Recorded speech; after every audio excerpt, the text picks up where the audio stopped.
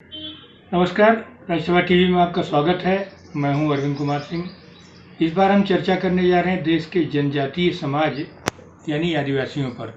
आप सभी जान रहे हैं कि कोरोना संकट के दौरान देश के तमाम हिस्सों से, ग्रामीण हिस्सों से बहुत सारी खबरें आ रही हैं, लेकिन जो हमारा जनजातीय या आदिवासी समाज है वो चूँकि सबसे जटिल और दुर्गम इलाकों में रहता है, उसके बारे में बहुत कम जानकारियाँ आ रही हैं।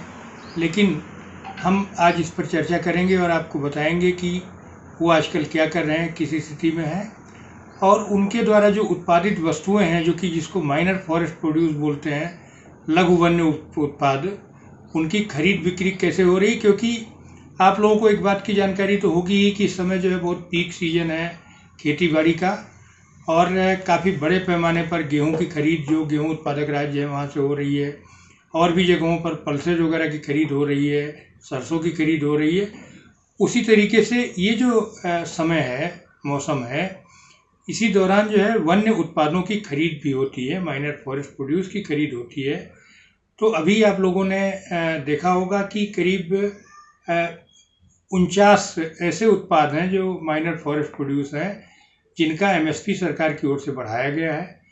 तो ये जो है एक तरह से राहत का काम है, क्योंकि अभी तक जो ये माइनर फॉरेस्ट प्रोड्यूस हैं, ये 20,000 करोड़ का, जिनका मैंने जिक्र किया, जो 50 ऐसे प्रोड्यूस हैं जिनका कि बाज़ार में, जो जिनका बाज़ार है भारत में, वो 20,000 करोड़ रुपए का है। लेकिन अगर आप पहले देखें एमएसपी के पहले, तो आदिवासियों को बहुत ही औने पौने दामों में इनको बेचना पड़ता था। और हालत ये है कि जो आदिवासी हाट बाज़ार है उसमें उनका इतना शोषण होता है कि जो है 1 किलो चिरौंजी के बदले में 2 किलो नमक लेकर के आते रहें। ये सब कोई ऐसी बात नहीं है कि जो अनहोनी हो, आदिवासी सबसे ज़्यादा शोषण के शिकार रहे हैं। इसीलिए सरकार की ओर से 2014 के बाद मिनिमम सपोर्ट प्राइस उनके भी जो फॉरेस्ट प्रोड्यूस है उन पर लागू किया गया है। और कुल मिलाकर के जो 80 के करीब ऐसे छोटे वन्य उत्पाद हैं जो कि जंगलों से आदिवासी खुद कलेक्ट करते हैं। काफ़ी कठिन काम होता है उनको कलेक्ट करना, उसमें इमली से लेकर के लाख तक शामिल है। ये सारा इनके फॉरेस्ट प्रोड्यूस है। और एक दो मोटी बातें बताएंगे कि अगर आप देखेंगे तो इस समय भारत की जो आदिवासी आबादी है वो 11 करोड़ के आसपास होगी। 2011 की जो जनगणना हुई थी उसमें 10 करोड़ 45 लाख के आसपास आदिवासी समुदाय के लोग पाए गए थे, जिनमें से आधे ऐसे थे जो कि दुर्गम पहाड़ी जंगली इलाकों में रहते थे। और ये यहाँ भी जो माइनर फॉरेस्ट प्रोड्यूस हैं, ये इनकी आजीविका के सबसे महत्वपूर्ण साधन है। इसी पर ये निर्भर है, इसके अलावा खेती बाड़ी पर निर्भर है। लेकिन आप जानते हैं कि जिन इलाकों में ये लोग रहते हैं, सबसे कठिन जीवन बिताते हैं। लगभग आधे आदिवासी समुदाय के लोग गरीबी रेखा के नीचे रह रहे हैं। तो इनको किस तरह से राहत दिया जाए, कैसे किया जाए, इसके बारे में जो है जनजातीय कल्याण मंत्री की ओर से, भारत सरकार की ओर से 15 राज्यों के मुख्यमंत्रियों को अनुरोध किया गया कि जो एमएसपी है, जो मिनिमम सपोर्ट प्राइस है, उस पर इनके उत्पादों की खरीद की जाए। और आप जान रहे हैं कि तेंदू पत्ता का भी ये सीजन है, बहुत सारे ऐसे एक्टिविटीज़ हैं जो हो रहे हैं। कोरोना संकट से ये कैसे बचे रहें, इसके लिए सुरक्षा इंतजाम भी करने हैं।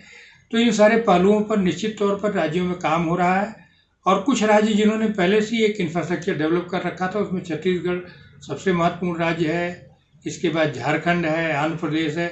ये सब राज्य ऐसे हैं जिन्होंने, मध्य प्रदेश भी शामिल है इसमें, जिन्होंने ट्राइबल वेलफेयर के मामले में ठीक ठाक काम किया हुआ, कोशिश हो रही है। और एक बड़ी खुशी की बात यह है कि जो बहुत सारे बड़े बड़े शहर कोरोना के संकट में डूब उतरा रहे हैं, आदिवासी समुदायों में अभी ये लोग बचे हुए हैं। और उसके लिए इसलिए बचे क्योंकि प्रकृति के बीच में रहते हैं।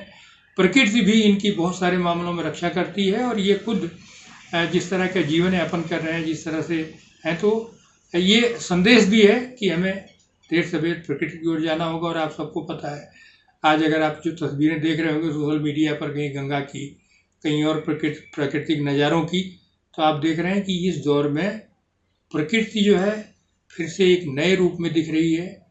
और ये जो संकट है, ये हमें निश्चित तौर पर आने वाले दिनों में एक नए भारत के निर्माण में मदद करेगा। और उसमें बहुत सारे किसान, मजदूर और आदिवासी, ये सभी समुदाय मिलकर के एक नए भारत का निर्माण करेंगे। निश्चित तौर पर ये जो योजना है मिनिमम सपोर्ट प्राइस पर खरीदने की, ये इस साल जो तैयारी चल रही है, जो काम हो रहा है, उसके हिसाब से ये लग रहा है कि ये सबसे सफल योजना होगी, क्योंकि अब तक का जो आंकड़ा ये है 22 करोड़ से अधिक के माइनर फॉरेस्ट प्रोड्यूस खरीदे जा चुके हैं। फिलहाल यहीं तक, आगे किसी और एपिसोड के साथ मिलेंगे। धन्यवाद।